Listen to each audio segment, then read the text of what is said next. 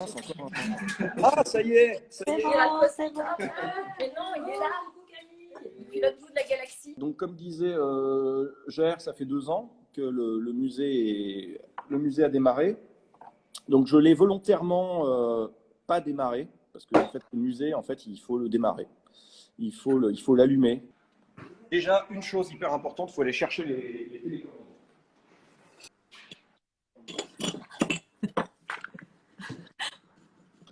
Donc, 4 télécommandes. Samsung, Panasonic, Sony et Philips. J'en mets une dans chaque poche. Ah. Dans chaque poche. Putain, j'aime pas l'hiver.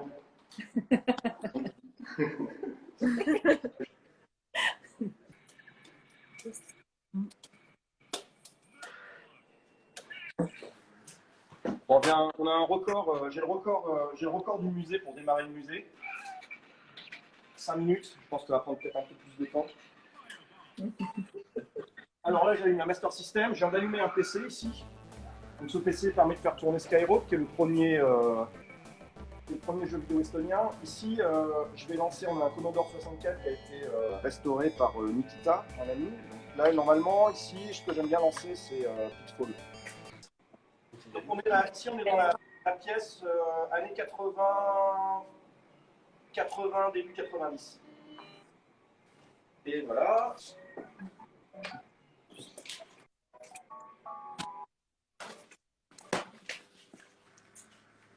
Et là, Camille, on est dans quelles années? Pardon, oui, ici on est années 90, début 90, fin 90, je dirais même début 2000. Bon, après, il commence à y avoir beaucoup d'anachronismes. Hein. On est quand même parfois, pour des raisons techniques et d'espace, on a des machines pas forcément de la même génération qui se côtoient. Ok, ça c'est parti. Donc là, on est dans la partie jeu pirate. La machine la plus populaire en Estonie, c'est la Dendy, qui était une machine pirate de la Famicom. Ça s'appelle des Famiclones. Et il y en avait un sacré paquet. Et en fait, donc pour les pays de l'ex-Union soviétique, en fait, ces machines sont considérées comme des originales. Donc là, on a par exemple la T800. Voilà, la T800. Qui est aussi connue comme elle a le nom de Terminator. Voilà, ça ressemble à Terminator, T800 Terminator. Celle-ci, c'est la Terminator 3. Bah, tout à l'heure, je ferai une petite démonstration d'exemples de jeux qu'on pouvait trouver, parce que du coup, c'était des versions qui étaient parfois des versions qui étaient normalement qui sont jamais sorties sur certaines machines, des adaptations de jeux qui n'ont jamais existé. Des Super Mario sur Mega Drive ou je sais pas, ce genre de trucs. Alors, il y avait aussi des Mega Drive pirates. Là, par exemple, Alien 3 avec un Predator sur l'image. Ça aussi, ça c'est assez spectaculaire. Un Assassin's Creed sur Mega Drive aussi. C'est assez beau. Bon, il y a quelques petites perles comme ça. Il fait combien de mètres carrés le musée? 350. Là-haut, il y a la galerie Infinite Life. On pourra peut-être vous montrer. D'ailleurs, on n'en avait pas parlé, mais c'est la bonne occasion de vous montrer l'exposition de. Ah bah oui. Trop bien. Pratt.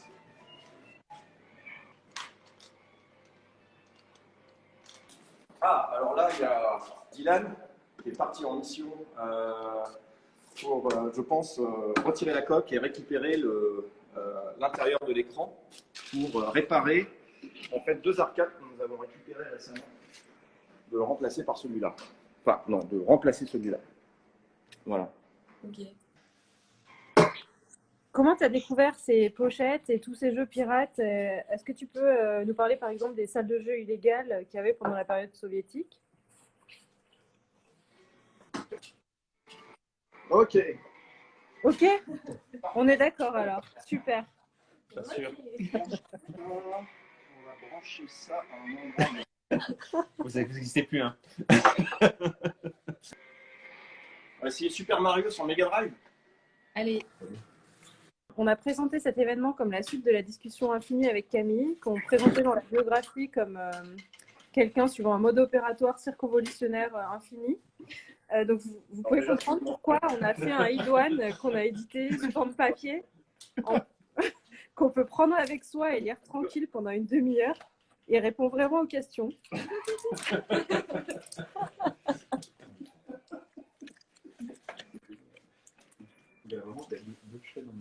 Ça va faire marcher. Bon, bah. Je n'arriverai pas à vous montrer Mario sur Mega Drive, hein, je crois.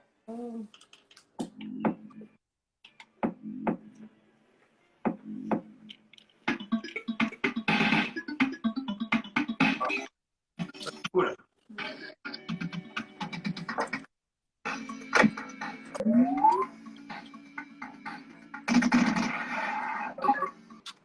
Je vais essayer de terminer le premier niveau.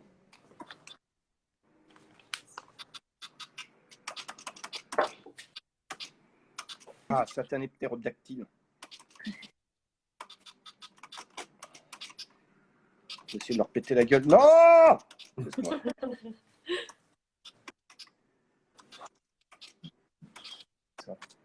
Camille, Ouais.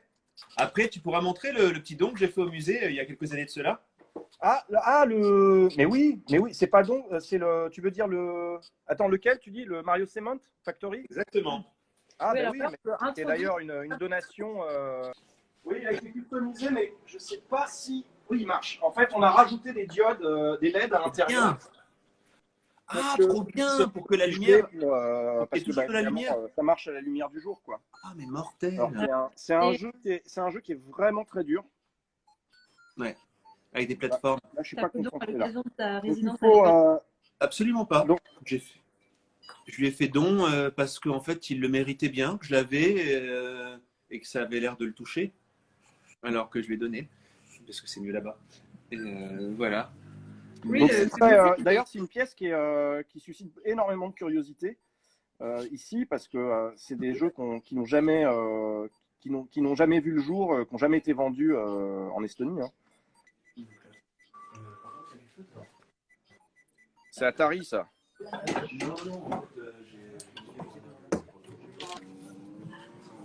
Il n'y a pas de frein. He said there is no brake. Il ressemble hein, quelque part, tu trouves pas?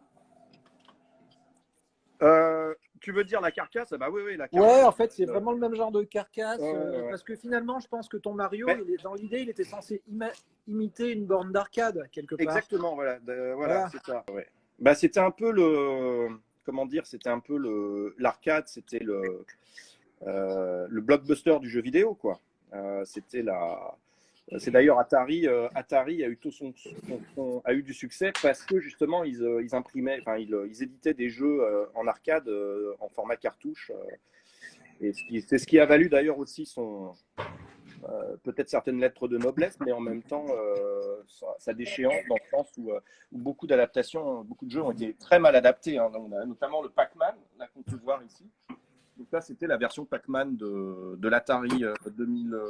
Attends, où passe mon doigt là? Il est dedans? Oui, il est là. L'adaptation Atari du Pac-Man arcade. Effectivement, enfin, c'est très. Ouais, je l'ai fait exploser. Est-ce que tu aurais une version de Hard Drive-In sur n'importe quelle machine que tu as? Oui, alors attends, j'en ai un sur ZX Spectrum. Si j'arrive à le trouver. Alors, le ZX Spectrum, il a été modifié aussi par Nikita. Donc ça, c'est normalement, donc on lit les jeux sur des cassettes. Et en fait, il se trouve que le lecteur cassette a lâché. Mais le problème, c'est qu'il a abîmé nos cassettes, de toute manière. Donc en fait, on a installé en fait, une prise input reliée à la chip son du ZX Spectrum. Et en fait, on a téléchargé les jeux en format Wave. Alors, là, j'ai un Chase HQ. Attendez, je vais essayer. Death Chase. Est-ce que ça pourrait être Death Chase? Je pense que c'est Death Chase. Je ne me rappelle plus. On va essayer. C'était le chrono, hein, je vous le dis, moi. On va regarder, c'est ça. Dumper. Alors, ça, c'est bizarre parce qu'il me semblait avoir lancé Def Chase. Ah mince, je suis con. Je vais relancer. Ça me semble bizarre. Non, ça me semble pas que c'est là. Le cutback. Roadrunner. Aussi que le 48K, c'est énorme 48K.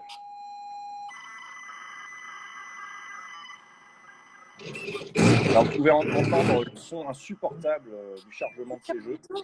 Alors, il y a quelque chose qui était assez drôle à l'époque. Les gens étaient assez friands. Alors, je pense que c'était à peu près la même chose. Bon, c'est une époque que j'ai beaucoup moins connue moi-même, mais il y avait des émissions de radio qui passaient des programmes, en direct. Donc, les programmes des jeux en direct. Donc, ces sons insupportables. Et donc, tu pouvais enregistrer ces sons qui passaient à la radio et donc les recharger, les reloader dans ton lecteur de cassette pour pouvoir jouer aux jeux. Donc, c'était les premiers jeux qui étaient streamés dans les années 80. Attends, il y a quelqu'un qui disait, on dirait Test Drive 3. Ah oui, Test Drive. Oui, c'était la même physique. C'était génial. Dans Test Drive, il y avait aussi un éditeur. Il y avait un éditeur de circuit. C'était fantastique, quoi. C'était le but du jeu. En fait, c'était, tu faisais juste, enfin, moi, je m'amusais à juste poser des tremplins et pour essayer d'aller le plus haut possible pour cracher la bagnole.